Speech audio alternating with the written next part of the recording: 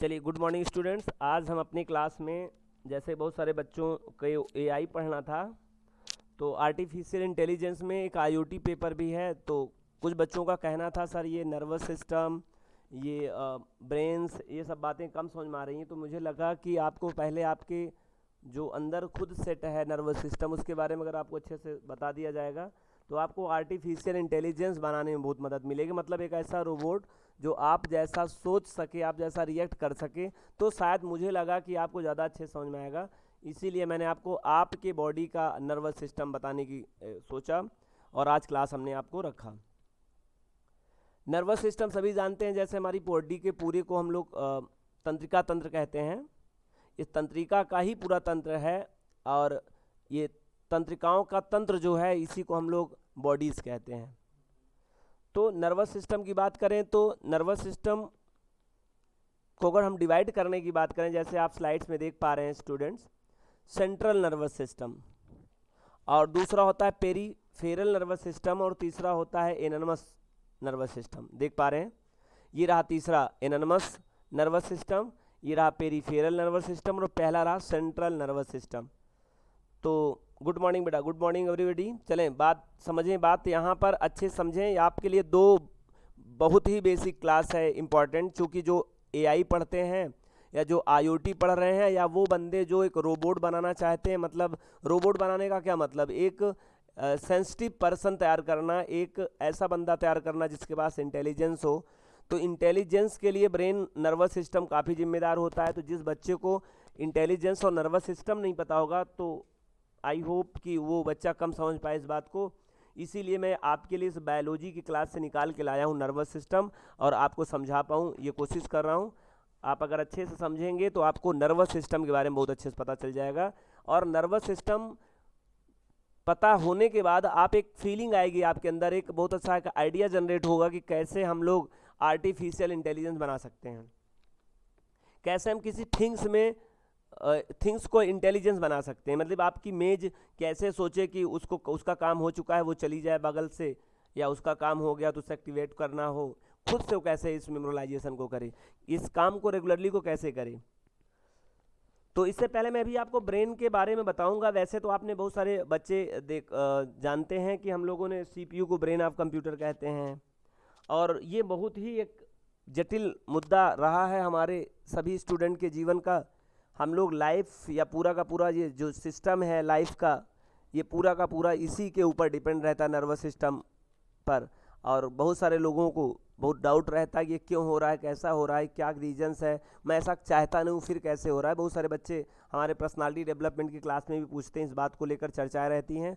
तो हम सभी को समायोजित करके मैंने सोचा क्यों न एक ऐसी क्लास बनाई जाए जिसमें कई सारे प्रश्नों का जवाब एक साथ दिया जाए। आर्टिफिशियल इंटेलिजेंस वाले बच्चे जो बनाना चाहते हैं कोई एक रोबोट, या फिर आईओटी की मदद से किसी थिंग को इंटेलिजेंस करने की बात कर रहा है कोई बच्चा, वो सब बातें तब समझ में आएगी जब हमें खुद का अपना नर्वस सिस्टम का आइडिया रहेगा।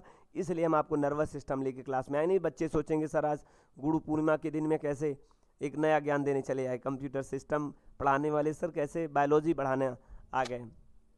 तो मैं आपके लिए इस क्लास को स्पेशली डिज़ाइन किया हूँ और आपको मेरा मोटिव मैंने आपको क्लियर किया। अभी तक मैं नर्वस सिस्टम नहीं पढ़ा रहा हूँ, मैं आज अचानक आपको ये क्लास लेके आता हूँ, बायोलॉजी की एक क्लास लेके आता हूँ, बहुत सुपीरियर क्लास है बायोलॉजी की।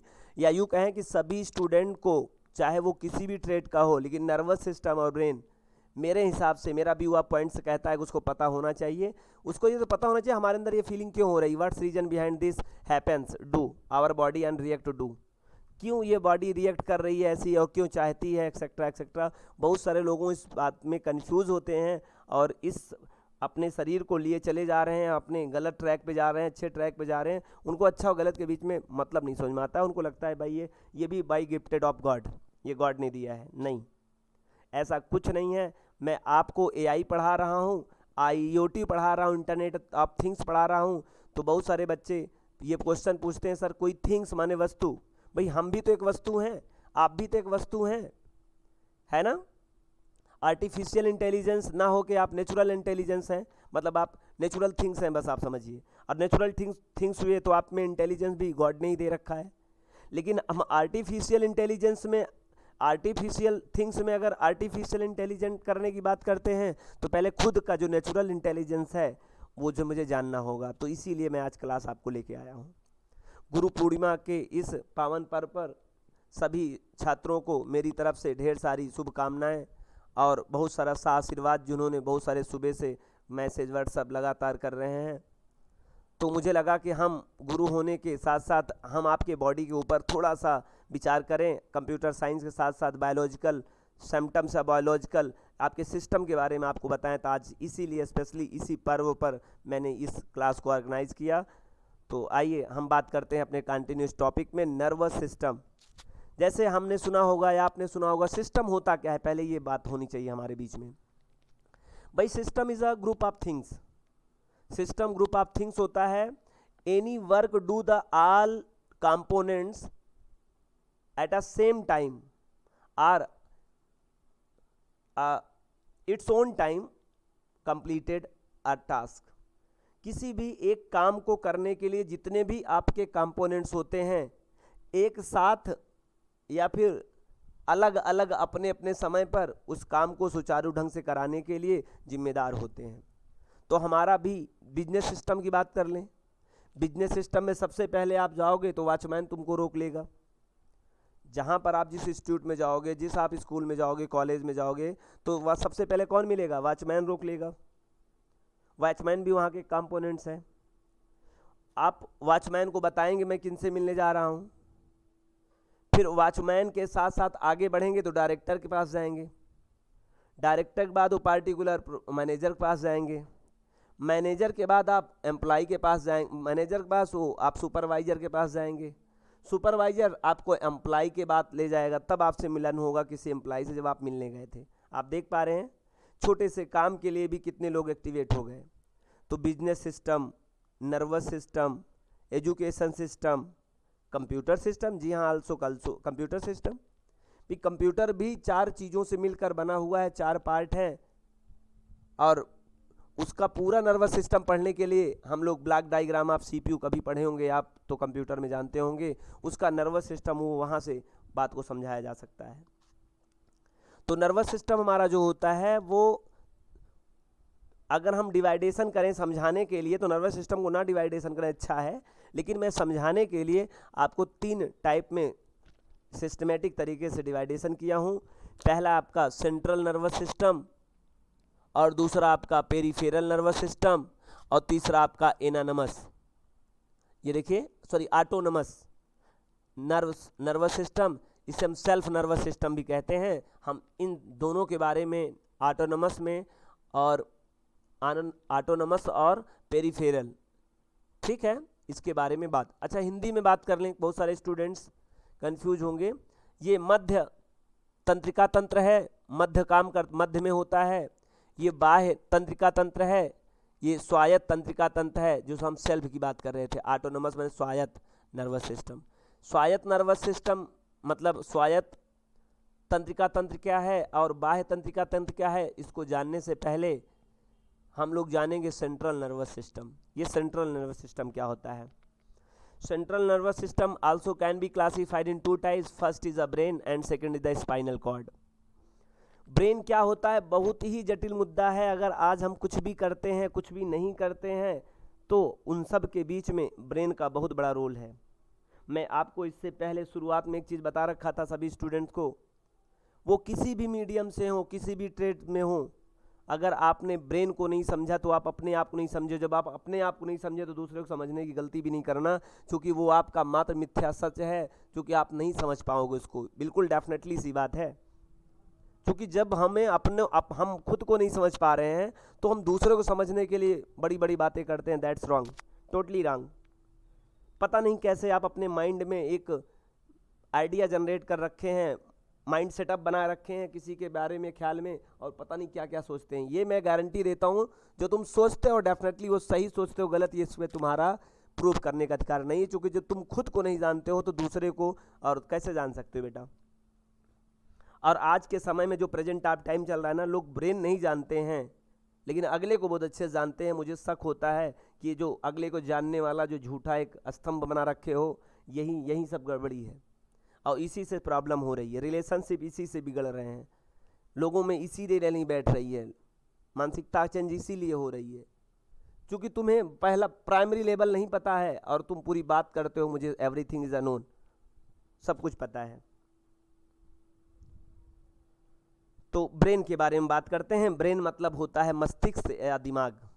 ब्रेन क्या है इसके बारे में थोड़ा सा हम अपने आप को रोकेंगे और ये बहुत ही इम्पॉर्टेंट मुद्दा रहा है और आज मौके से मुझे मिला है, चूँकि मैं तो सीएस का स्टूडेंट हूँ, बायोलॉजिकल मैं क्लासेस नहीं देता हूँ बच्चों को, तो ज़्यादा मौका नहीं मिला, लेकिन आज आपने ही क्वेश्चन पूछ कर हमको बता के सर ब्रेन क्या होता है मौका दिया है, तो थोड़ा सा ठहराव लेंगे हम और आपको ब्रेन के बारे में बताते हैं। देखो जैसे आप मैं जिस डेस्क पर पढ़ा रहा हूँ बैठकर, ये डेस्क लकड़ी से बनी हुई है, सनमाइका से इसे सेपरेट किया गया है। सनमाइका से मतलब पानी अंदर ना जाए, कवर्ड जो पानी ना जाए तो हमारी ये लकड़ी ख़राब नहीं होगी, इसका लाइफ टाइम बढ़ जाएगा, है ना।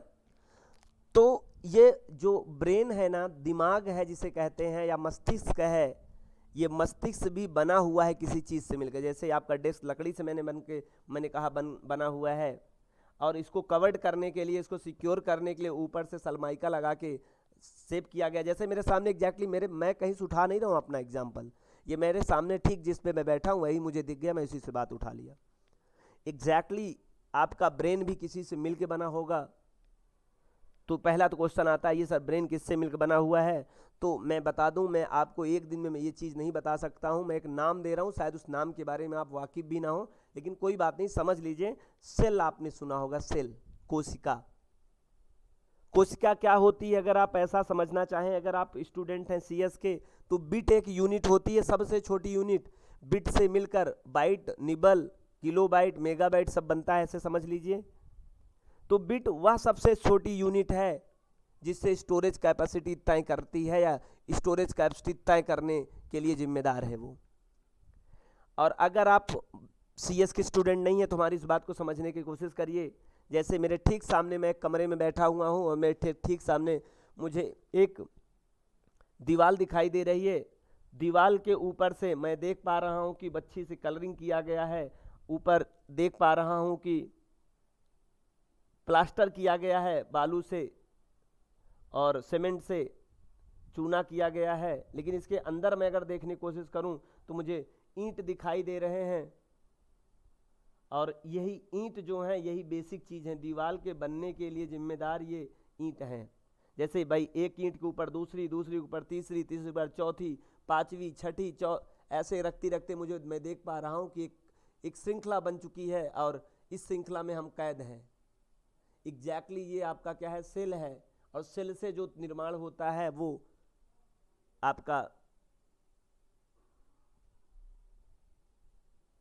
सेल के बाद ऊतक होता है और ऊतक के बाद आपका तंत्र बनता है। तंत्र क्या, मसल से बनते हैं। तो हम बात नहीं करना चाहते हैं थोड़ा उस साइड से, क्योंकि वो विज्ञान कहता है क्रमबद्ध, सुसंगठित, सुव्यवस्थित ज्ञान को विज्ञान कहते हैं। और सच में मैं बायोलॉजी पढ़ाने की बात कर रहा हूँ तो हम बीच से पढ़ाएं ना, इसलिए हम केवल ये बात बता के चलाना चाहता हूँ। एक चीज़ है सेल जो जिम्मेदार होती चीज़ों को बनने के लिए, और सेल में सबसे बड़ी जो सेल होती है वो सेल का न्यूरॉन सेल होती है। बड़ी के साथ साथ इसके पास बहुत सारे और खूबियाँ हैं और अपने अलग किरदार निभाती हैं। इस कोशिका के बीच में अलग क्वालिटी रखती हैं। कुल मिला के कहने का मेरा मतलब ये कि सेल हैं, लेकिन सेल में एक standard cell we can say that, या एक ऐसी सेल जो नॉर्मल सेल से थोड़ा सा अलग हो, अलग रिएक्ट करता हो। तो सर जो अलग रिएक्ट करता है वो क्या कहना चाहते हैं, सेल्स जो होती हैं ब्रेक होती हैं, टूटती हैं। लेकिन ये न्यूरॉन जो सेल होता है ना, न्यूरॉन सेल ब्रेक नहीं होती हैं, टूटती नहीं है।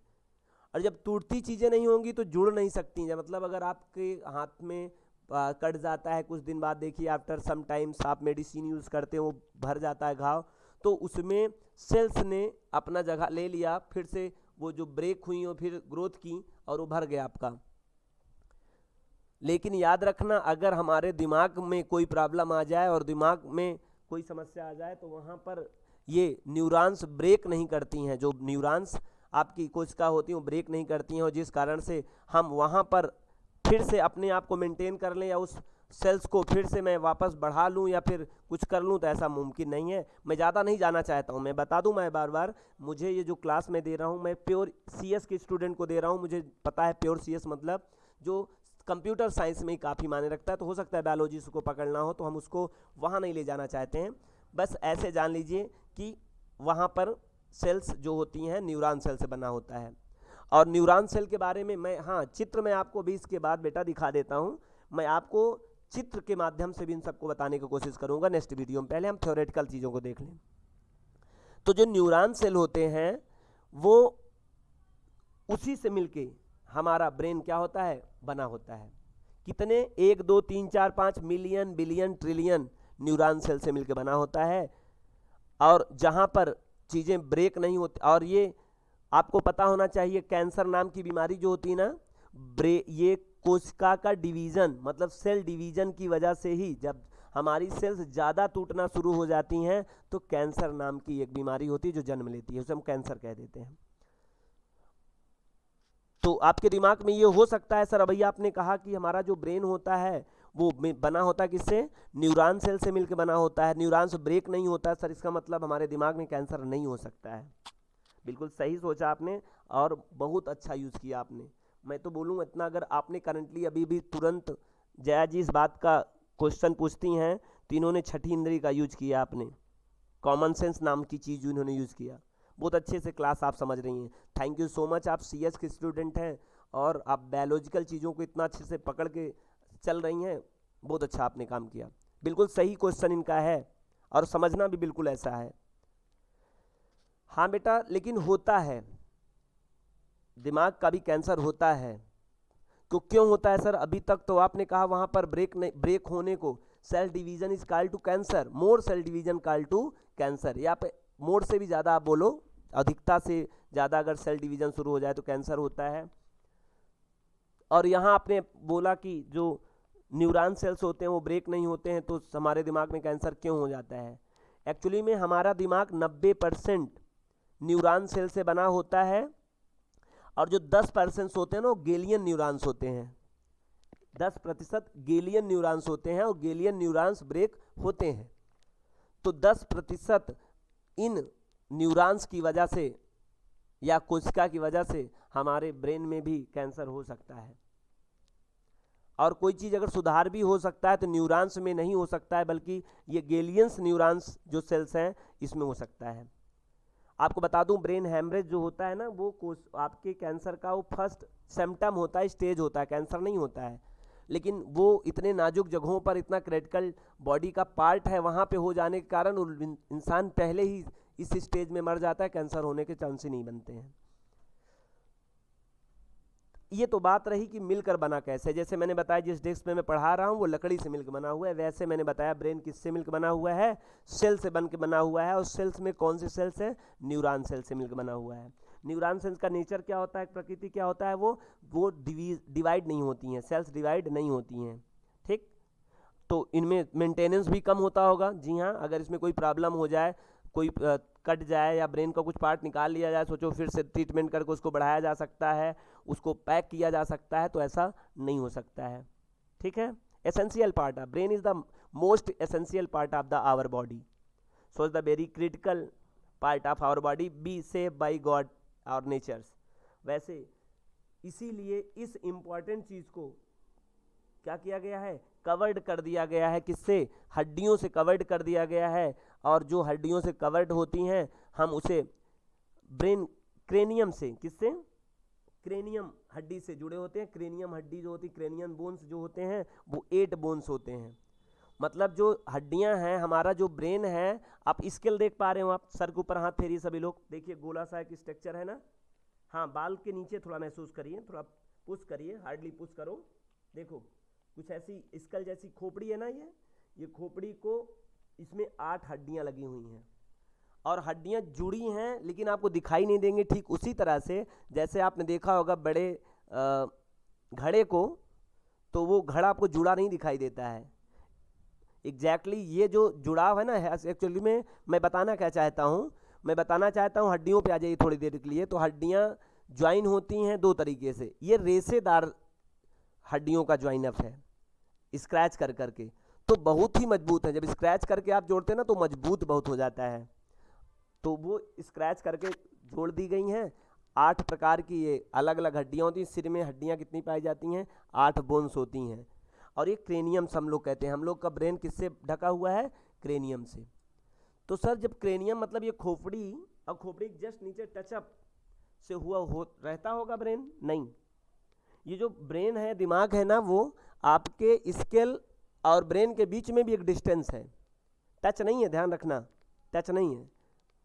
और वो भी अंदर जब आपका ब्रेन है ना, वो भी एक पॉलीथीन से पैक है।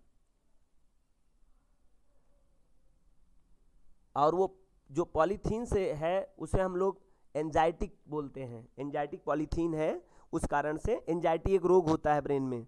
जब हम इस बोन्स पे, क्रेनियम बोन्स से नीचे अगर धक्का लग जाए, कोई प्रॉब्लम आ जाए, तो वो हमारे एंजाइटी का प्रॉब्लम हो सकता है। एंजाइटी से लोग मर भी जाते हैं। वो तमाम बातें होती हैं, हम लोग वो डिसीजेस की बातें हैं, बीमारियां की बातें हैं, और हम यहाँ बात नहीं करने वाले। हम सेंट्रल नर्वस सिस्टम केवल समझ रहे हैं। मतलब हम लोग ब्रेन में भी सेंट्रल नर्वस सिस्टम में 2 चीज़ होते हैं, ब्रेन और स्पाइनल कार्ड, जिसे हम लोग मेरु रज्जु कहते हैं। हम उसके बारे में बाद में बात करेंगे, हम केवल ब्रेन पे रुके हुए यहाँ के, ठीक है। तो आते हैं हम लोग नीचे, फिर आगे देखिए, यही बताया गया है, which covered by cranial bones 8 होती हैं एंड आल्सो पैकेड विथ इंजाइटिकल पॉलीबैग। ठीक, एक बॉक्स से पॉलीथीन से पैक होती हैं, मॉइस्चर न जाए। और बहुत सारी नेचर की बातें हैं, वो हम बताएंगे भी, तो वो मात्र एक मिथ्या कहलाएगा, एक गेस कहलाएगा, तो हम नहीं बात करते उस पर। और ज़्यादा आपका टॉपिक भी नहीं है, ठीक है। आपका MBBS तो है नहीं आप कि आपको जानना है ज़्यादा ब्रेन, न्यूरोसर्जन की तो आप पढ़ाई करना नहीं, आपको तो CS पढ़ना है। आपको बिहेवियर समझाना मेरा मोटिव है कि अगर आप कल के दिन एक मशीन को इंसान बनाने की कोशिश करें, तो इंसान तो पहले समझ ले मानव, तब तो आप बनाएगा कोई नॉन लिविंग थिंग्स को लिविंग जैसी चीज़ें। चलें, कोई बात नहीं, टॉपिक पे आते हैं, कंटिन्यू फिर से। तो आप देख पा रहे हैं, ब्रेन को 3 पार्ट में डिवाइडेशन किया गया है।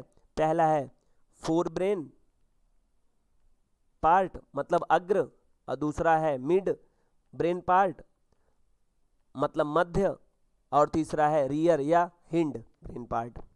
3 पार्ट होते हैं ब्रेन में भी। अगर हम लोग डिवाइडेशन करें तो कितने पार्ट्स हैं? 3 पार्ट्स हैं। कौन कौन सा है? हम पहले तो फोर ब्रेन की बात करेंगे। फोर ब्रेन मतलब अग्र मस्तिष्क, या इसे प्रामस्तिष्क कहेंगे। क्या कहेंगे? प्रामस्तिष्क। हमारे ठीक फोरहेड देख रहे हैं आप, फोरहेड आगे माथा, ठीक है, ये माथे के ठीक ऊपर आप ले जाइए अपने हाथ को, सहलाइए जरा, जैसे आप सर पे ले जाते हैं, और कहाँ तक जाइए? जहाँ पर मिड पॉइंट है, यहाँ तक, जहाँ पर आप मिडिल ऑफ द ब्रेन है, बीचों बीच में, वहाँ तक ले जाइए। ये फोर ब्रेन पार्ट कहलाता है। और ये फोर ब्रेन पार्ट जो होता है ना, उसमें भी 3 पार्टीशन किए गए हैं। फिर से मैंने कहा, अपने सर मत्थे के ठीक ऊपर अपना हाथ रखिए, और धीरे धीरे हल्का दबाते हुए जाइए, हल्का दबाते हुए जाइए। जहाँ से नीचे आपका हथेली नीचे सरकने लगे, मतलब नीचे को डाउन हो लगे, वहीं रुक जाना। मतलब यहाँ तक आपका क्या है? 4 ब्रेन पार्ट है। और इसी पूरे पार्ट को हम लोग सेरेब्रम कहते हैं। क्या कहते हैं? सेरेब्रम। क्या कहेंगे? सेरेब्रम। और देखो लिखा हुआ ब्रैकेट में, a biggest part of brain. Brain का ये फोरहेड जो होता है ना, सबसे बड़ा हिस्सा होता है, ठीक है। सेंट्रल नर्वस सिस्टम में जो ब्रेन है, ब्रेन का सबसे बड़ा पार्ट कौन सा है? ये सेरेब्रम है। A biggest part of brain part 66, मतलब 66% मात्र सेरेब्रम है। और सेरेब्रम के बगल में आप देख पा रहे हैं, फोरहेड में थैलमस और हाइपोथैलमस और 2 चीज होते हैं। लेकिन याद रखना, इसी के अंदर 10% और 15%, मतलब टोटल 60। सेरेब्रम तो पूरा है, फोरहेड को हम लोग सेरेब्रम कहते हैं, प्रामस्तिष्क। ये 4 ब्रेन को प्रामस्तिष्क कहते हैं। उसमें एक सेरेब्रम है, सेरेब्रम है। सेरेब्रम के अंदर ही थोड़ा सा पार्ट है, वो थैलमस है, और फिर हाइपोथैलमस है। तो आइए हम बिहेवियर पढ़ने आए हैं। हमें अगर किसी मशीन को इंटेलिजेंस बनाना है, तो पहले उसमें क्या क्या होता है ब्रेन का, खूबियाँ जाननी होंगी। कौन पार्ट क्या करता है, तब तो डिजाइन कर पाएंगे ना आप एक रोबोट को। टॉपिक पे आते हैं हम लोग इधर सेरेब्रम में। सेरेब्रम जो होता है उसका काम क्या होता है नीचे बताया गया, जरा ध्यान से देखिएगा। मेमोरलाइजेशन, जो भी आप मेमोरलाइजेशन की बात करते हैं, मेमोरी माने स्मृति, याददाश्त, इसी पार्ट में रहता है। जरा हाथ पे रखो, सर पे हाथ रखो, बिल्कुल ऐसे आगे की ओर। जिज्ञासा कहाँ होती है, इसमें होती है। Any sensing controlled by IT, sorry IT नहीं, it, and any sensing controlled by it. कोई भी सेंस आर्गन 5 होते हैं आपके बॉडी में पता है। इन सेंस आर्गन चीज़ों को लाके कहाँ देते हैं, सेरेब्रम में देते हैं। और सेरेब्रम में मेमोरी में पहले स्टोर होता है, उसके बाद आगे बढ़ेगा, आगे बांटा जाएगा, आगे अलग अलग फंक्शनल पार्ट भी हैं, लेकिन आप समझिए जो सेरेब्रम है उसका काम ये होता है। मेमोरलाइजेशन या जिज्ञासा कोई हो, आपको क्या चाहिए, मतलब सोचते हो आप ना, जिज्ञासा मतलब किसी के प्रति और जानकारी इकट्ठा करने की आतुरता होना, और जिज्ञासा कहलाती है। It is biggest part of the brain, ये biggest part of the brain होता है, ब्रेन का सबसे बड़ा हिस्सा कहा जाता है। It is also called to प्रामस्तिष्क, इसे हम लोग प्रामस्तिष्क कहते हैं। सेरेब्रम का काम है। सेरेब्रम में ही एक थोड़ा सा बगल में और एक पार्ट होता है, जैसे आप जानते हैं इलाहाबाद में ही एक दहियावा क्षेत्र आपका है ना, इलाहाबाद तो एक ही है, वो सेरेब्रम हो गया, उसमें दहियावा क्षेत्र है। तो आइए हम लोग एग्जैक्टली उसी तरह बात करते हैं। दहियावा को ही क्यों मैंने अपने वीडियो में बताया, क्योंकि अपना सेंटर हेड वहाँ है, बाकी तो और सेंटर है। तो हाँ जी, thank you so much.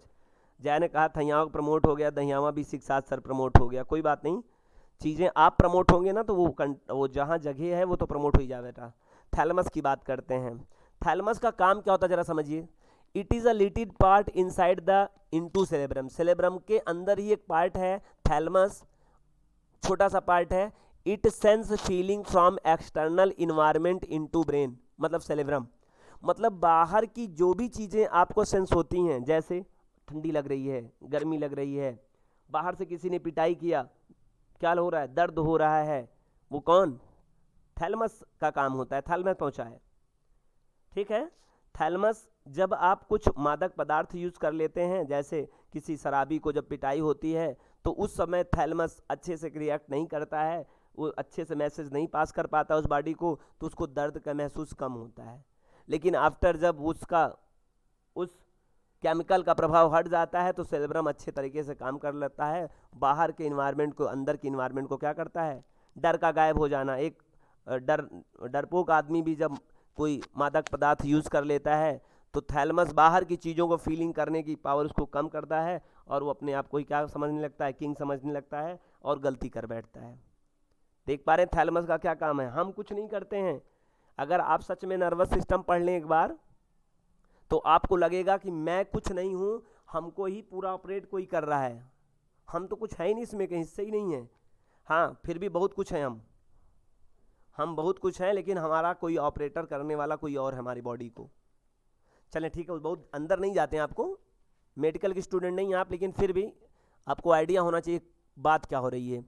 It work as feeling external pain of the body, feeling cold wet, आप गीला महसूस करते हैं, आप बाहर से ठंडा महसूस करते हैं, बाहर की दुनिया से अंदर की फीलिंग जो भी होती होगी भाई। एक होता है खुद आप फीवर आ जाता है तो आपको लगता है अंदर शरीर गर्म है, वो ये थैलमस काम नहीं करता है। थैलमस बाहर की चीज़ों को फील अंदर की ओर लाता है, कराने के लिए वो थैलमस कराता है। आज के बाद जान लेना, जो भी बाहर से चीज़ें अंदर की ओर आपको महसूस होती हैं, आके आपनो फिजिकली चीज़ें महसूस, मतलब ऐसा नहीं जो आपको दिखाई दे रहा, वो थैलमस काम होता है। बाहर की चीज़ें जो भी चीज़ें होंगी आप फील करेंगे उसे, वो थैलमस उसको फील करवाने का काम कराता है। थैलमस वहाँ भी लिखा हुआ है बगल में, देखो उसके पार्ट में, भाई भाई दोनों है, लेकिन तो हाइपो है, वो क्या है, थोड़ा तीव्र काम करता है। हाइपोथैलमस काम क्या होता है, it is also little part of inside cerebrum, ये भी सेरेब्रम का ही एक हिस्सा है। It sense from internal environment feeling into brain, ये अंदर की फीलिंग को बाहर निकालता है, जैसे कि मैं बहुत गुस्से में हूँ, मुझे बहुत हंसी आ रही है, मुझे बहुत भूख लगी है, मुझे बहुत प्यास लगी है, मुझे लगी है, एक्सेट्रा एक्सेट्रा। वो क्या है, सब इंटरनल जितनी भी फीलिंग्स है वो हाइपोथैलेमस जिम्मेदार होता है। बात समझ पा रहे हैं? आज यहाँ तक कि मुझे किसी को प्रेम होना, मोह होना, मोह प्रेम दोनों अलग अलग चीज़ है। हम बात नहीं करते हैं मोह प्रेम, दोनों अलग अलग चीज़ है, लेकिन आप कुछ भी बोले यहाँ पे, मोह उत्पन्न होना, प्रेम उत्पन्न होना, एक अच्छी कंपनी का प्रोडक्ट है, एक गलत कंपनी का प्रोडक्ट है, मैं इतना इशारा करना चाहूँगा मोह प्रेम में बस। लेकिन होता इसी कंपनी से है, हाइपोथैलेमस से। और हाइपोथैलेमस थैलेमस वो बढ़ जाता है, हाइपोथैलेमस तब बढ़ जाता है ज़्यादा जब आप कोई चीज़ मसालेदार चीज़ खाओ, प्याज खाओ, जो भी तास्मिक भोजन होता है ना, तास्मिक कहते हैं, सास्वित तास्मिक, कुछ अलग अलग हिंदी वाले बोलते हैं, आई डोंट नो, बट जो आप मसालेदार ज़्यादा यूज़ करोगे, प्याज खाओगे, लहसुन खाओगे, तो हाइपोथैलेमस बढ़ जाएगा। वो अंदर की फीलिंग बाहर बहुत अच्छे से, बहुत सॉफ्ट तरीके से और बहुत ही पावरफुल तरीके से, हाइपो तरीके से वो क्या करेगा, फीलिंग करने लगेगा। इसीलिए वो साधु सन्यासी या कुछ लोग आपने सुना होगा जो अच्छे सात्विक विचार के होते हैं, कहते हैं मुझे तामसिक भोजन नहीं करना है। तामसिक भोजन करने से अंदर की फीलिंग हाइपोथैलेमस ज़्यादा ही प्रोड्यूस करता है और हम ज़्यादा ही बाहर अट्रैक्ट होते हैं। ठीक है, तो आप देख पा रहे हैं कि आपके प्रामस्तिष्क में, सेरेब्रम में थैलेमस और हाइपोथैलेमस दो पार्ट हैं। थैलेमस काम होता है अंदर की चीज़ों, बाहर की चीज़ों को अंदर लाना, महसूस कराना, और हाइपोथैलेमस का मतलब क्या होता है, आपके अंदर की चीज़ों को बाहर ले जाना। थैलेमस मतलब होता है बाहर की चीज़ों को अंदर ले आना। ठीक है, आपका थैलेमस और हाइपोथैलेमस बहुत हद तक आपके जीवन में जिम्मेदार है, और इसमें डीप में जानना होगा। थैलेमस और हाइपोथैलेमस अभी ग्रंथि होती हैं, केमिकल्स होते हैं, है ना। और केमिकल में जो कौन सा केमिकल है सबसे ज़्यादा, जो क्या बोलते हैं भाई उसे, बच्चे जानते हैं, अभी दिमाग करंटली नहीं आ पा रहा है, क्योंकि बात नहीं समझ में आ रही मुझे, बता देंगे कौन सा केमिकल होता है, वो काफ़ी जिम्मेदार होता है हमारे बॉडी के लिए। हार्मोन्स, याद आ गया भाई, हार्मोन्स। हर कहानी जीवन में किसकी है, हार्मोन्स की है। और हार्मोन्स हाइपोथैलेमस, थैलेमस, सेरेब्रम्स, इन्हीं तीनों फैक्टरियों में बनने का काम करता है। लेकिन याद रखना, खरीद कर हम ही लाते हैं, उसको बनाने के लिए तैयारी हम ही करते हैं, ये तो जिम्मेदार आप हैं। कंपनी में कोई चीज़ बनता है, उससे ज़्यादा है प्रोडक्टिविटी हो, उससे पहले आप क्या करते हो, लाते हो कोई सामान को, इनपुट कराते हो, इनपुट कराने की जिम्मेदारी तुम्हारी है। इनपुट ही नहीं होगा तो प्रोड्यूस और वहाँ पर कैसे कोई चीज़ डिस्ट्रीब्यूट होगा बन के। चलो उसकी बात नहीं करते हैं। मतलब सेरेब्रम, थैलेमस, हाइपोथैलेमस। अगर हम किसी रोबोट को बनाएंगे तो हम उसका सेरेब्रम एक तैयार करेंगे, थैलेमस एक तैयार करेंगे, जो अंदर की फीलिंग, बाहर की फीलिंग अंदर ले जाएगा। कैसे समझ पाएगा कोई सामने खड़ा हुआ है, कैसे समझ में आएगा वो हंस रहा है, कैसे समझ में आएगा मारने वाला है, एक्सेट्रा एक्सेट्रा। मतलब हमको कोडिंग थैलेमस पे करनी होगी, अगर बाहर वाले चीज़ों को, बाहर वाले को अगर समझना है तो। और अगर अंदर वाली चीज़ों को बाहर एक्सप्रेस करना है तो मुझको हाइपोथैलेमस पर खूब कोडिंग करनी होगी। हाइपोथैलेमस पे मैंने इंस्ट्रक्शन लिखना होगा, और ये थैलेमस, हाइपोथैलेमस और सेरेब्रम, ये तीनों डिज़ाइन हो जाएगा तो समझना आपके आर्टिफिशियल इंटेलिजेंस मतलब रोबोट का एक पार्ट कंप्लीट हो चुका है। लेकिन कुछ भी अभी और कुछ बाकी है।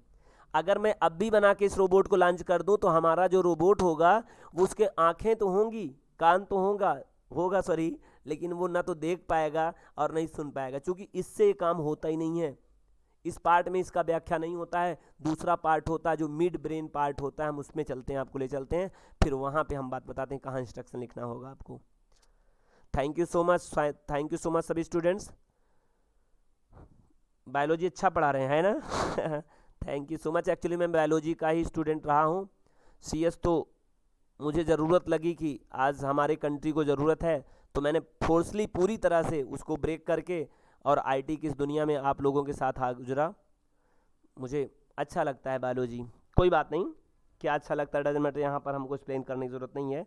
आपको मेरा पढ़ाया अच्छा लगना चाहिए, ये मोटिव है मेरा, और यहाँ समझ में आना चाहिए। अच्छा के साथ साथ अच्छा का मतलब समझ में आना चाहिए। ठीक है, आपने फोर हेड पार्ट देख लिया, सॉरी फोर ब्रेन पार्ट देख लिया, प्रामस्तिष्क देख लिया, सेरेब्रम देख लिया। सेरेब्रम में तीन, कौन कौन, सेरेब्रम एक, सेरेब्रम के अंदर थैलेमस, हाइपोथैलेमस, उसका काम जान लिया, सब कुछ जान लिया।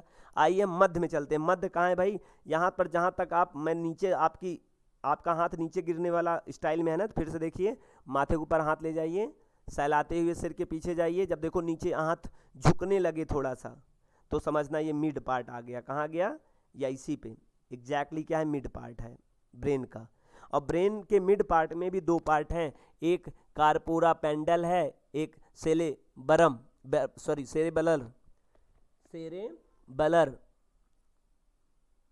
पेंडुलम है। ठीक है, सेरेबलम ब्रम और सेरेबलम दो हैं भाई, तो सेरेबरल है ये, सेरेबलर पेंडिकल। तो कार्पोरा पेंडिकल का क्या काम देखिए, डजन मैटर नाम में क्या रखा है बेटा। नाम तो जब भी आप एआई बनाओगे तो मैं रख दूंगा एक्सप्रेस, नथिंग, एक्सेट्रा एक्सेट्रा। हमें रोबोट में बनाने के लिए सेरेब्रम या मैं कार्पोरा पेंडल बताने की जरूरत नहीं है, मैं तो एक नया नाम दे सकता हूँ। ठीक है, इमोशंस, नॉट इमोशंस, कुछ भी नाम में नहीं रखा है। आइए बिहेवियर जरूर समझें जो हम लोग समझने आए हैं। कार्पोरा पेंडिकल का काम क्या होता है, अगर हमारे ब्रेन में ये वाला पार्ट ना होता तो हम चीज़ों को, अच्छा मैं बोलता हूँ मेरे बताने से अच्छा है लिखी गई बातों को सुना जाए।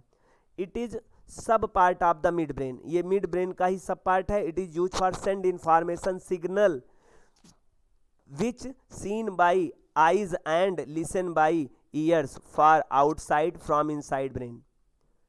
याद रखना यह एक सब पार्ट है हमारे मिड ब्रेन का, इसका प्रयोग होता है send information signal which seen by eyes and listen, कान से और आंख से। मैंने कहा अगर मैं फोरहेड का जो सेरेब्रम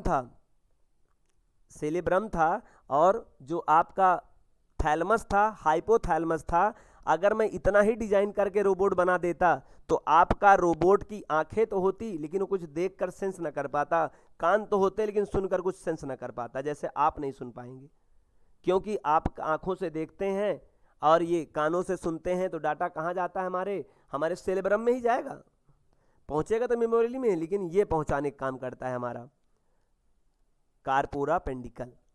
पेंडिकल ना कहें तब भी कोई बात नहीं, कार्पोरा पार्ट है। बात समझ रहे हैं। अगर आप चाहते हो रोबोट की आंखें देखें और देखने के बाद ब्रेन को उसको पहुंचाएं, हाँ ये राम है, ये रीना है, ये मेरा मालिक है, ये मेरा इनेमी है, दुश्मन है, तो आपको उसको कार्पोरा पेंडिकल की लॉजिक को डिजाइन करना पड़ेगा। बात समझ पा रहे हैं, मेरी बात शायद समझ पा रहे हैं आप। बिल्कुल, थैंक यू सो मच। सभी बच्चों ने एक साथ जवाब दिया, सर मज़ा आ रहा है, बिल्कुल समझ में आ रहा है और मैं कोशिश भी कर रहा हूँ आपको बात समझ में आए। बहुत सारी बातें हैं, जैसे क्वांटम फिजिक्स कहता है दुनिया में कोई भी व्यक्ति किसी चीज़ को छू नहीं सकता है, बस आपके मन का भ्रम है। एग्जैक्टली छू नहीं सकते हो आप, तोड़ सकते हो, छू नहीं सकते हो। मैं उसके ऊपर बात नहीं करना चाहता हूँ, तो मैं कार्पोरा पेंडिकल की बात कर रहा हूँ। कार्पोरा पेंडिकल काम है कि जो आपकी आँख होती है ना, ये आँख और कान है ना, ये चीज़ों को देखता है और कान सुनता है, तो ये सुनी गई बातें और देखी गई बातों को कार्पोरा पेंडल का काम होता है उसको डाटा कैच करना, उसको ले जाके सेरेब्रम में रखना, फिर उस आगे का प्रक्रिया आगे होता है। बात समझ में आया। सेरेब्रल जो पेंडिकल होता है उसका काम क्या होता है, it is also sub part of mid brain, ये भी मध्य ब्रेन का, मध्य मस्तिष्क का एक पार्ट होता है। It is an assistant of the brain, ये ब्रेन का क्या है, असिस्टेंट होता है। Which help to perform, assistant क्यों होते हैं भाई, आपने सुना होगा असिस्टेंट मतलब आप ऐसे समझिए सहायक। तो ब्रेन भी एक इंपॉर्टेंट चीज है। बड़े लोग क्या करते हैं, बगल में असिस्टेंट रखते हैं ना, क्यों, काम ज्यादा होता है, असिस्टेंट वो रखते हैं जिसके पास काम नहीं, उसको असिस्टेंट रखने की जरूरत नहीं है भाई। जो हमारे प्रधानमंत्री होते हैं वो उप प्रधानमंत्री रखा करते हैं। इस समय बताएं जरा, उप प्रधानमंत्री कौन अच्छा, सीएस वाले स्टूडेंट है प्योर आईटी के, तो जीएस से ज़्यादा मतलब नहीं रखते हैं, कोई बात नहीं, मैं बता दे रहा हूँ। इस समय कोई उप प्रधानमंत्री जी नहीं है। मैं तो बताऊं कि अधिकार में भी नहीं है कि उप प्रधानमंत्री कोई प्रधानमंत्री चूज करे, लेकिन अगर उसको लगता है उसका ब्रेन उस काम को नहीं संभाल पा रहा है तो अपने सहायता के लिए वो रख सकता है, उसमें कोई बुरी बात नहीं है। 7 अभी तक उप प्रधानमंत्री हुए हैं भारत में। आपके माननीय, मैं माननीय ही कह के बात करूंगा चूंकि बहुत ही इनोसेंट एंड बहुत ही सुपीरियर पर्सन है माननीय मोदी जी, उन्होंने अपना कोई असिस्टेंट नहीं रखा, उनके पास कोई असिस्टेंट नहीं है, मतलब उप प्रधानमंत्री नहीं है। नहीं, इससे पहले 7 ऐसे प्रधानमंत्री थे जिन्होंने अपने साथ में उप प्रधानमंत्री रखा है। ठीक है, हम कोई पॉलिटिक्स मुद्दे पे बात नहीं करना चाहता हूं, मैं चाहता भी नहीं हूं किसी मुद्दे पे बात करना, उससे मुझे मतलब नहीं, मुझे ब्रेन समझाना आपको। तो assistant of the brain which help to perform connectivity between brain and spinal cord. Spinal cord क्या होता है और ब्रेन क्या होता है? अगर किसी देश का प्रधानमंत्री ब्रेन होता है, और आपको पता है प्रधानमंत्री आपके दहियावा, आपके स्कूल, आपके घर तक नहीं आ सकता है, लेकिन उसकी शाखाएं आप तक जरूर होनी चाहिए, तो उसके बीच में एक है स्पाइनल कार्ड। स्पाइनल कार्ड माने उनके कैबिनेट मंत्री, सहायक मंत्री, अधिकारी, आलागण जितने भी होंगे वो सब के सब क्या कहलाएंगे? वो स्पाइनल कार्ड के जैसे हैं। याद रखिए, उसके बीच में कनेक्टिविटी प्रदान करने कौन कौन करता है? ये सेरेब्रल पेंडिकल करता है। ठीक है, तो आप देख पा रहे हैं अब ब्रेन का 50% से ज़्यादा चीज़ डेवलप कर दिया है। सर अब बात समझ में आई, अगर मुझे रोबोट बनाना है तो नर्वस सिस्टम में दो चीज़, पहली चीज़ क्या? ब्रेन, और दूसरी चीज़ स्पाइनल कार्ड। स्पाइनल कार्ड तो पढ़ ही नहीं रहे, उसको बगल रखते हैं, अभी हम पढ़ रहे हैं सेंट्रल नर्वस सिस्टम में ब्रेन। और ब्रेन में गए तो ब्रेन देखा 3 पार्ट होते हैं, अग्र, पश्च और मध्य। तो अग्र, पश्च, अग्र वाले में प्रामस्तिष्क में जिसे सेरेब्रम कहते हैं, सेरेब्रम में 3 पार्ट देखा हमने। एक तो सेरेब्रम खुद है, उसमें थोड़ा सा हिस्सा है थैलमस का, एक है हाइपोथैलेमस का। आपने थैलमस का, हाइपोथैलेमस का काम समझ के एनालाइज कर रहे होंगे कि अच्छा ये काम करता है, ये काम करता है। हम चले आए हैं अपने ब्रेन के दूसरे पार्ट में, मिड ब्रेन पार्ट में। मिड ब्रेन पार्ट को भी 2 टाइप में डिवाइड किया जा सकता है, एक कार्पोरा पेंडल है, एक सेरेब्रल पेंडिकल है। ये दोनों का काम आपको समझा दिया गया। कार्पोरा पेंडल आँख और कान की बातों को सुनकर सेरेब्रम तक पहुँचाने का काम करता है, और सेरेब्रल पेंडिकल ये क्या काम करता है? ये एक असिस्टेंट का काम करता है ब्रेन और इसके बीच में। ठीक है, तो आगे बात करते हैं तीसरा part of the brain, brain का तीसरा हिस्सा। जी हाँ, बिल्कुल सही कहा आपने। इनका मानना है कि जैसे सर ये तो बिल्कुल एग्जैक्टली कोइंसिडेंस कहें कि हमारे सीपीयू में भी 3 पार्ट हैं, ब्रेन में भी 3 पार्ट हैं। बिल्कुल सही कहा। जो लिंग्विस्ट हमारे होते हैं ना, बड़े सोच कर चीज़ों का नामकरण करते हैं। किसी चीज़ का समझ बेटा उसी शब्द में होता है, उसके आगे पीछे तो बेवकूफ़ियत होती है, या फिर वो नासमझ लोगों के लिए एक्सप्लेन करने किया जाता है। चलो कोई बात नहीं, आगे टॉपिक में चलते हैं। रियर या हैंड ब्रेन पार्ट, मतलब बात करें पस, पीछे वाला, बिल्कुल पीछे वाला। जरा आप देखिए, अपने फोरहेड, माथे के ऊपर से हाथ सहलाते हुए जाइए, थोड़ा सा पुश करके जाइए, स्कल को टच करते हुए जा रहे होंगे आप। देखो नीचे नीचे हाथ सरकता जा रहा होगा, और जाइए पीछे, आपको गड्ढा जैसा दिखाई दिया, ठीक गर्दन के बीच में देखिए, यहाँ पे होल है। अगर शरीर का सबसे बड़ा होल कोई पूछ ले बेटा तो यही है, पीछे का रियर ब्रेन पार्ट का बहुत बड़ा गड्ढा है इसके अंदर। ठीक है, तो इसमें भी पीछे के भाग में भी 2 हैं, एक सेरेबलम है। ठीक है, वो सेरेब्रम था, ये सेरेबलम है। और अगला क्या है? मेडुला ऑब्लिगेंटा। तो हम मेडुला ही कहेंगे, हम ऑब्लिगेंटा नहीं कहेंगे, कोई बात नहीं। तो सेरेब्रम एक काम होता है। चलो इसकी बात देखिए। Cerebrum is the second largest part of the central nervous system. Central nervous system में 2, एक तो कौन? ब्रेन, और दूसरा कौन? Spinal cord. और ब्रेन में सबसे बड़ा पार्ट कौन? सेरेब्रम। दूसरा पार्ट कौन? ये सेरेब्रम और सेरेबलम। एक्चुअली में इसीलिए उसका नाम मैचिंग आपको दिखाई दे रहा है। Cerebellum is the second largest part of the central nervous system, और फर्स्ट लार्जेस्ट पार्ट कौन है? सेरेब्रम है। सेकेंड कौन है? सेरेबलम है। It is used balance our body, और अगर हमारी बॉडी बैलेंस में है तो वो सेरेब्रम का काम होता है। और सेरेब्रम का काम जब बचपन में थे, देखो बैलेंस नहीं कर पाते, झूमते हुए चलते हो ना, वो सेरेब्रम हमको बैलेंस करता है। मैं दौड़ता हूँ तो गिरता क्यों नहीं हूँ, दौड़ते तो रुक जाता हूँ तो गिरता क्यों नहीं हूँ? ये आपका कम और इसका काम ज़्यादा है, बैलेंस करने का काम करता है। हमारे बैलेंस में हमारा कान बहुत बड़ा रोल करता है। अब इसके बारे में भी और अंदर की बात है, नहीं बताएंगे, लेकिन कान हमारे लिए बैलेंस का बहुत बड़ा काम करता है। कान ना होता तो बैलेंस करना बहुत मुश्किल होता आपके लिए। ठीक है, अभी तो मैंने कहा बहुत सारे केमिकल हम लोग पढ़ते हैं, अंदर बहुत सारी चीज़ें हैं, तो बहुत स्ट्रक्चर की बात हो रही, थोड़ा सा बिहेवियर हम समझाया जा रहा है हमको आपको। ये भी बात सेरेब्रम का भी, सेरेबलम का भी बात समझ में आ गई। अगला मेडुला ऑब्लिगेंटा क्या करता है, जरा देखिए। Medulla oblongata is also sub part of hind brain part, मतलब पीछे का हिस्से का एक पार्ट है। It's balance and controls all metabolic functions of the bodies. Metabolics एक दो फंक्शन का समुच्चय है। जैसे parents is a combined term mother and father, वैसे मेटाबॉलिक भी एक वर्ड है जिसमें दो फंक्शन एक्चुअली में कंसिस्टेड है, जो आपको अंदर जाके पता करेंगे तो समझ में आएगा। वैसे आगे मैंने एक्सप्लेन करने की कोशिश किया है। Metabolic functions consist to combined process, to combined process, और वो क्या है, एनाबोलिक और केटाबोलिक। एनाबोलिक का क्या मतलब होता है, फ्रेगमेंटेशन। आपको पता है जब आप कोई चीज खा लेते हो तो आपका काम केवल पुश करना अपने गले तक, ग्रास नलिका तक धक्का दे के अंदर जाना होता है, उसके बाद आप कुछ नहीं करते हैं। लेकिन उसके बाद भी उसके साथ बहुत कुछ होता है, कोई चीज़ें टूटती हैं, फिर कोई चीज़ें जुड़ती हैं। तो जो तोड़ने का काम जो करता होगा वो कौन करता होगा, ये एनाबोलिक करता है। जोड़ने का काम जो करता होगा वो काम कौन करता है, हमारा कैटाबोलिक करता है। तो catabolic plus anabolic equal to metabolic. तो मेटाबॉलिक फंक्शन करने का काम करता है मेडुला।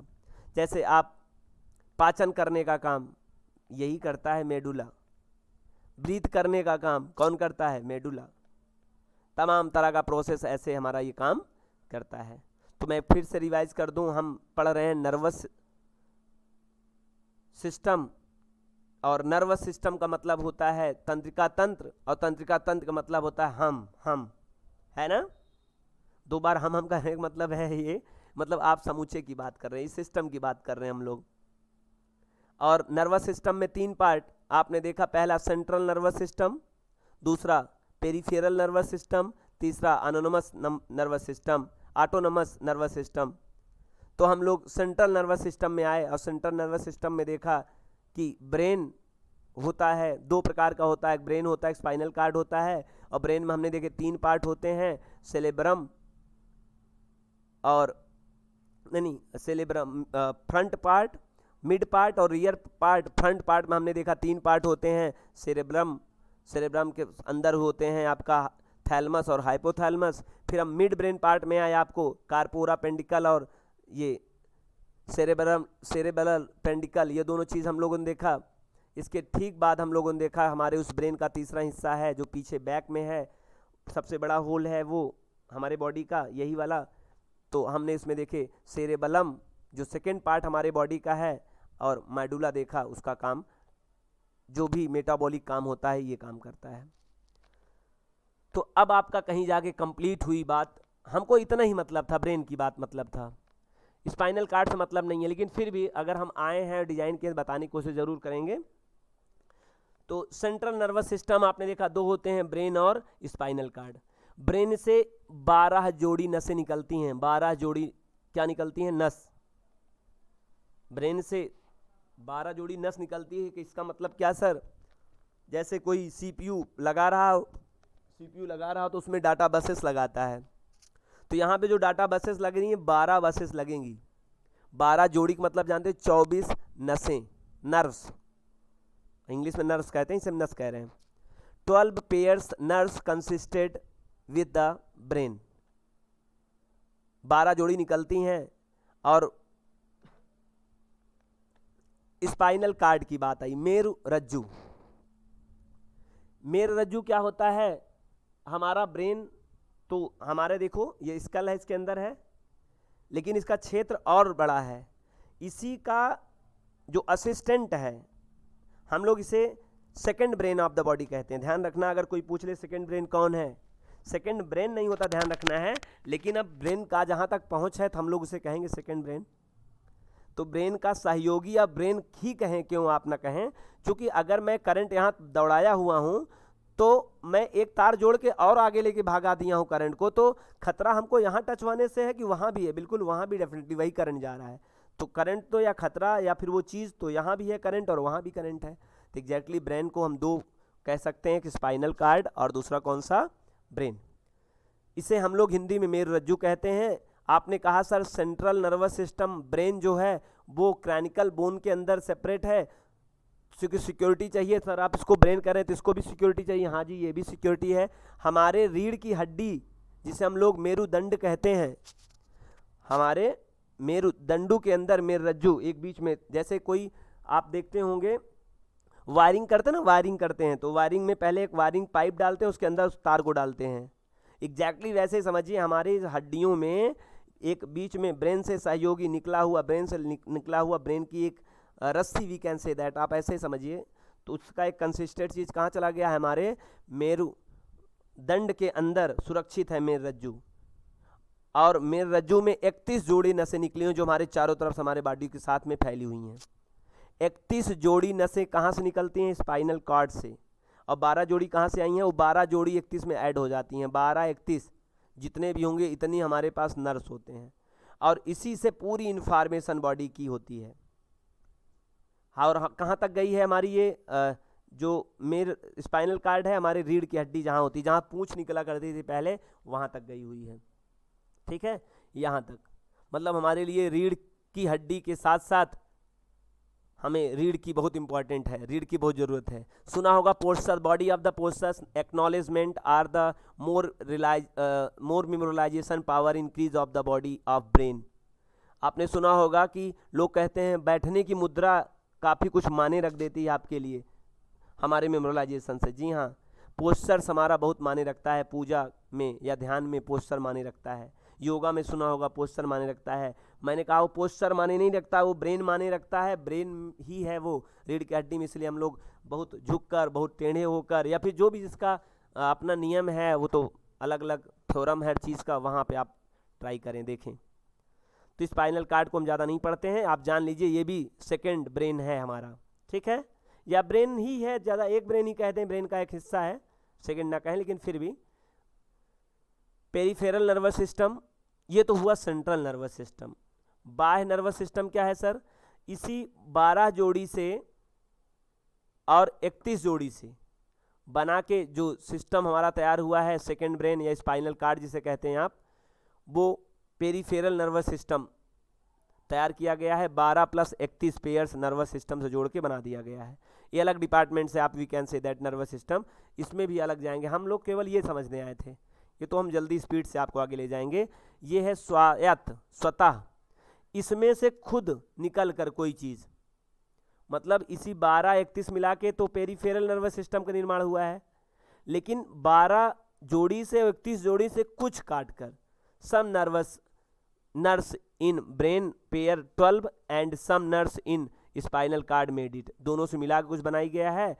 ये एबनॉर्मल कंडीशन करने की जिम्मेदार होती है।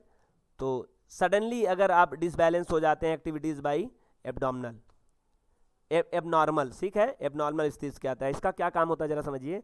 जैसे आप बड़े बिजी रहते हैं, आप बिजी होते हैं, और क्या होता है बिजी होते साथ, आप तो पढ़ रहे हैं, तो आपने कह दिया भैया एबनॉर्मल नर्व सिस्टम को देखना, कोई आए तो किसी ने कहा, टच कर लिया आपको, अचानक आप हाँ बोलो ऐसा बोल देते हैं, तो अभी वो तो दिमाग आप पढ़ने में लगाए थे, तो कौन है जो बताया कि कोई पुश किया, कि आपका स्वायत्त, जिसे हम लोग ऑटोनम्स नमस नर्व सिस्टम कहते हैं, इसका काम होता है sudden disbalance activity by abnormal, ये काम करता है। हम इसके बारे में और ज़्यादा नहीं जानते हैं, चूँकि हम लोगों ने कंप्लीट पढ़ लिया। आई होप आप सभी स्टूडेंट्स को ये वीडियोस बहुत अच्छा लगा होगा। शिवम जी बताइए, उज्जवल कहाँ है, तो ये वीडियो आपको ठीक लगा होगा। तो मैं अगर आपको बताऊं कि इसको मैं मिनिमाइज़ करके मैं आपको चाहूँ तो ब्रेन का एक सिंबल भी दिखा दूं, जरा देख लीजिएगा। मेरा काम हो गया, थैंक यू सो मच। आप इतना जानने पर, मैंने फंडामेंटल बताया है, केमिकल जानना होगा और इसके बारे में डीप जानना होगा, तो डेफिनेटली मैं आपको भविष्य बता दूं कि आप एक रोबोट अच्छा बना सकते हैं, किसी की ज़रूरत नहीं होगी, बस प्रोग्रामिंग लैंग्वेज होगी बस। इसको मैं मिनिमाइज करके दूसरा कर लूँ, सेव ना करूँ तो भी, तो मैं वीडियोस, मैं इनको ज़रा सा वो फिगर दिखा दूं बच्चों को। तो जैसा आप देख पा रहे हैं, हम लोग एक इमेज दिखाने चल रहे हैं। आप सबसे ऊपर वाली इमेज पे ध्यान दें जरा सा,